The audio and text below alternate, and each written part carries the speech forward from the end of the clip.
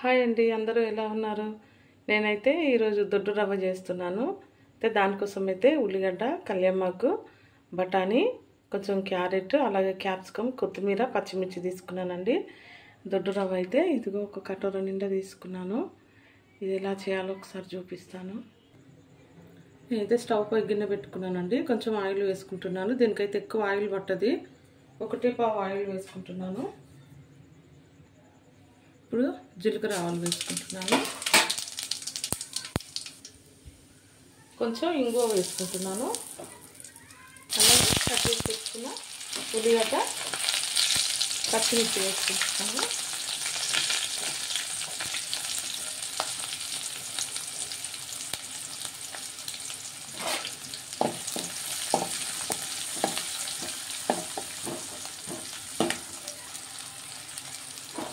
ఇప్పుడు ఇందులో క్యారెట్ కూడా వేసుకుంటున్నాను.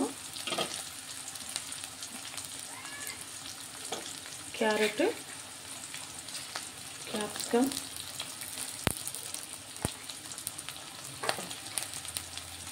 వేసుకొని ఒకసారి కలిపేస్తున్నాను.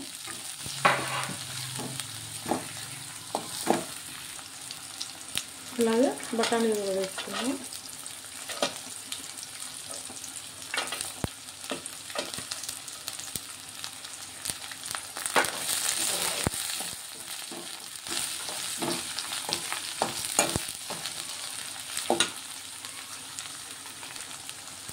కొంచెం ఉప్పు వేసుకుంటున్నాను, ఎందుకంటే ఈ ముక్కలు తొందరగా మెత్తగా అవుతాయి.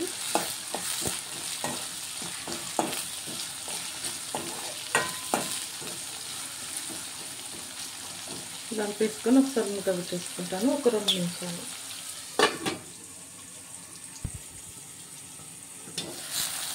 ముక్కలు ఫ్రై అవుతున్నాయి. కొంచెం కళ్యామాకు వేసుకున్నాను.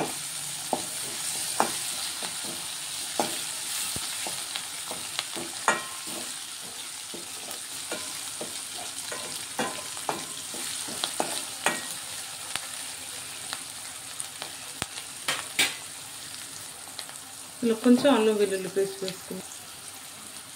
అలాగే కొత్తిమీర కూడా వేసుకుంటున్నాను.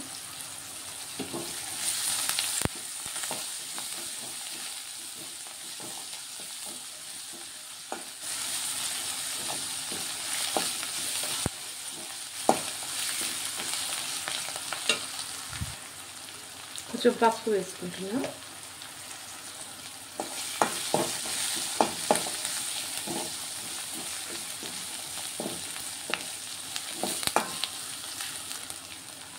ఇది ఫ్రై అవుతుంది. ఇప్పుడు నేను ఇందులో సరిపడా వాటర్ వేసుకుంటున్నాను.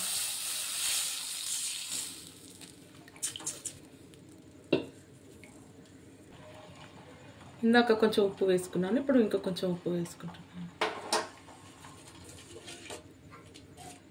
కలిపేసి ఒకసారి మూత పెట్టేసుకుంటాను.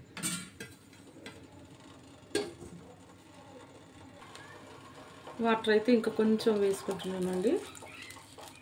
కొంచెం వాటర్ వేసుకున్నాను, మూత పెట్టేసుకుంటాను.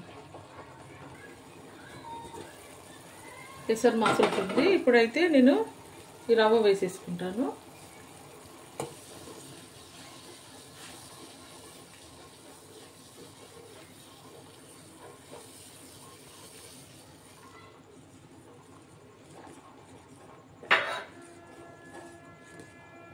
రవ్వ అయితే వేసుకున్నాను. మళ్ళీ కొంచెంసేపు మూత పెట్టేసుకుంటాను.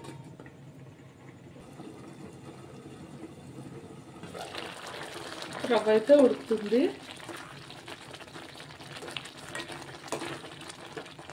ఇంకా కొంచెం ఇంకొక 5 నిమిషాలు మూత పెట్టేసి పెట్టుకుంటాము. చూడండి, మా దొడ్డు రవ్వ అయితే అయిపోయింది.